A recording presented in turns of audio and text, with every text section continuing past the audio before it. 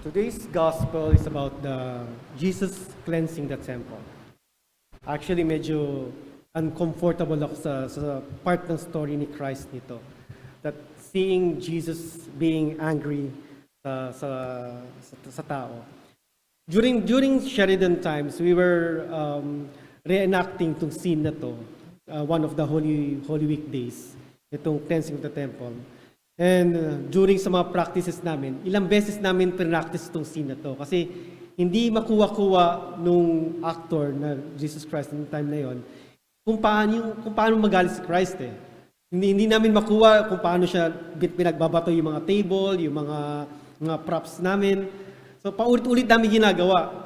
Kasi parang ang hirap makita na si Christ nagalit nung panahon na yon. After seeing Him multiply yung bread and fish, after Him feeding the people, healing the sick, then the next scene would be itong He cleansing the temple. Pero I believe this is just more than Him cleansing the temple. It is more than the physical cleansing the temple. The Jews asked Him, "What is your proof doing this? Anong authority niya?" Jesus answered, "In 3 days, you destroy this temple, in 3 days, He will raise it up."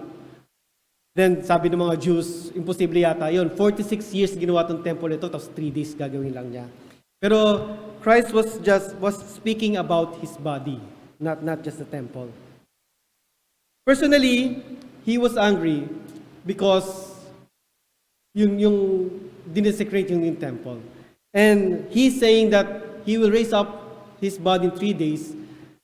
Sa simula pa lang, yung action niya was referring to our body as the temple of God. Siguro kaya galit na galit si Christ kasi may hindi tama doon sa templo. And John 2 verses 16 said, "Take these things away, stop making my Father's house a place of business." He was referring to the temple, and also He was referring to our body. This is His Father's house. Anything na mali na ginagawa natin, diba, Christ becomes furious. Diba, nagagalit siya. Actually, the cleansing of the temple is parang sa foretaste of what He will do on the cross. Ganun siya kaseryoso linisin ang templo, linisin ang makasalanan natin, na nagpapako siya sa cross. Ganun yung passion niya. Kung nakita natin yung passion, kung paano siya nagalit dun sa templo at pinagbabato yung mga yung doves, yung money changers at yung mga oxen, kung paano pinakita sa gospel ito, ganun din ang ginawa niya sa Calvary habang pinapako siya sa cross, habang He carried the cross and was nailed to the cross.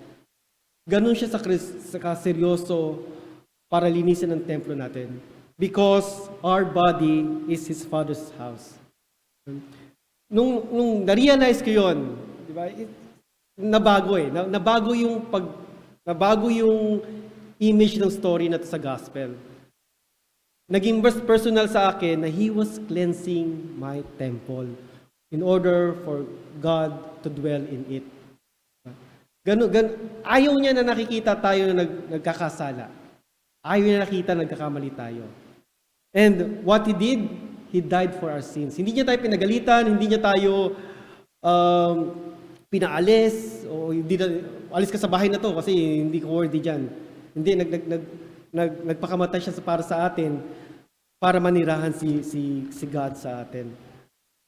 Now, ginawa ito not because of what we did, not because of our righteousness. Mabait ako, si Christ, si God, maninirahan sa akin. Mabait ako, kaya blessed ako. Kaya ito ang ginagawa ko.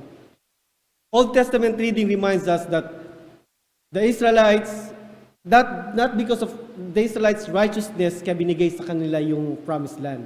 Ito yung story na yun di ba? God was giving the promised land to Israelite, not because of their righteousness. Actually, napaka-rebelde ng Israelite noon. It took them 40 years bago makapunta sa promised land.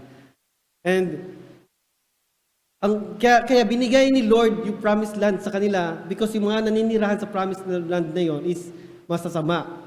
Diba? So, hindi talaga dahil sa kanila kaya binigay yung promised land. Dahil pa nga masama yung pupuntahan nila, kaya pinaalis nila ng masasama at sa kanila binigay. So, don't take it wrong na God is dwelling in us because of our righteousness. He's dwelling in us because of His favor. Because that is His character. He is love. Yun siya. Not because of ginawa natin or not because na hindi natin ginawa. Kaya siya naninirahan sa atin. But yun yung character niya eh. Yun siya. And on our New Testament reading sa Hebrews shows the faithfulness of Moses, more so the faithfulness of Christ. Hebrews 3:6 said, Christ endured until the end. Tama-tama yung theme natin for the year, faithfulness. We have to be like Christ. We have to be faithful. We just do things because kailangan natin gawin ng isang beses lang or dahil nautusan tayo. Pero that's creating in us a character. We do things, if we keep on doing it, it becomes a habit. If it becomes a habit, it becomes a character. And we become faithful. Nagiging tayo yun. Yun yung the type of house Christ wants us to be faithful. Now, the season of Lent gives us time to pause and reflect.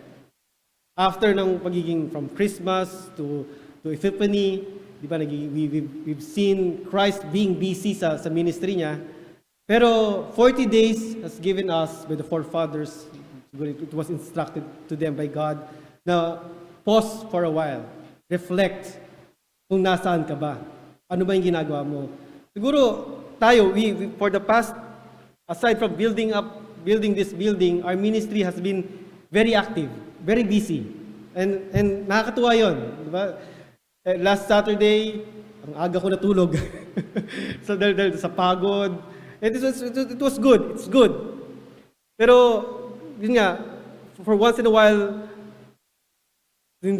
God is personally checking each one of us na, wait, ano ba yung ginagawa mo?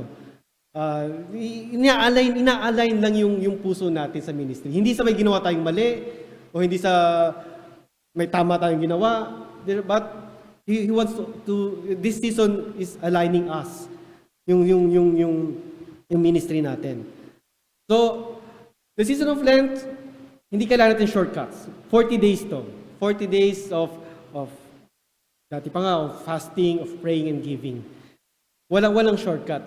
Yung ginagawa sa temple, shortcut kasi yun eh. Kaya sila nagtitinda doon.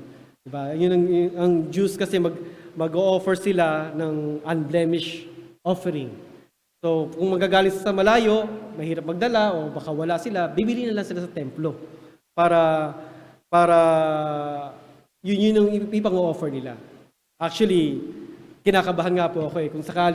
Kung nandun ako sa panahon na yun, baka isa ako sa nagtitinda.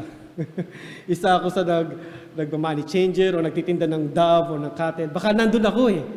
Baka isa ako doon sa pinapalis ni Christ. Or if I were the admin of the temple, papayagan ko yun. Kasi ministry, para sa mga attend, o para hindi ka na mahirapan, o bili ka na lang dito sa offer mo. Yun siguro yung karakter ko. Or isipin ko na, fundraising to, sige, bili kayo dito, tapos papatayo kong templo. Baka gano'n lang iniisip ko eh. So, it has become, I have become a business-minded para sa simbahan. So, kailangan ma-check yun. Kailangan ma-check natin yun. And, the passion of Christ, para dito, seeing us as a temple of God, siguro ganun din dapat tingnan natin bawat isa sa atin. We should see each other as a temple of God. Na tayo din, hindi rin tayo papayag na pag ang kapatid natin, nakasalanan na. Na may bisyo na masama, na kailangan dumating din tayo sa punto na pagbawal natin sila, na pagsabihan natin sila. Now, in order for us to effectively do that, kailangan may relationship tayo sa one another. Kasi mamaya, pag sinabihan ko, kunyari si Brother Somer, at ngayon ko lang nakita, at sinabihan ko siya, baka magalit siya sa akin. Pero if we have a relationship, a community relationship, di ba, isa yun sa mga kingdom, everyday kingdom way natin, active discipleship. We have to have a relationship. In order for us to correct one another, correct in love, In order for us to, kung gaano ka-passionate si Christ in cleansing the temple, hindi naman sa ibabato natin yung mga kasamahan natin. Pero, gano'n din tayo, hindi tayo matutuwa o hindi tayo magwawalang isang tabi na lang o wala tayong gagawin pag nakita natin yung kasamahan natin nasa kasalanan na. Or hindi uma-attend. Diba? Si brother and si sister hindi uma-attend, sige, yaman lang sila. We have to, kailangan tawagan natin sila, i-follow up natin sila, kamusta na sila. So, ganun ka-passionate. If Christ see us as God's temple, we should also see each other as Christ's temple. We have to endure. We have to be faithful. Knowing that this is God's temple, knowing that this is His Father's house, kailangan linisin po natin. I'm not saying this, malinis na ako. I'm saying also this to myself. Kailangan gawin ko to. Baka meron kasing isang kwarto ng buhay ko nakalock at hindi ko pinapasok si Christ doon at nandun lahat ng sikreto ng buhay ko. So we have to, kailangan linisin natin yun. So yun po yung encourage ko sa ating lahat na magsimula po tayo maglinis ng ating mga bahay, ng ating templo. Amen.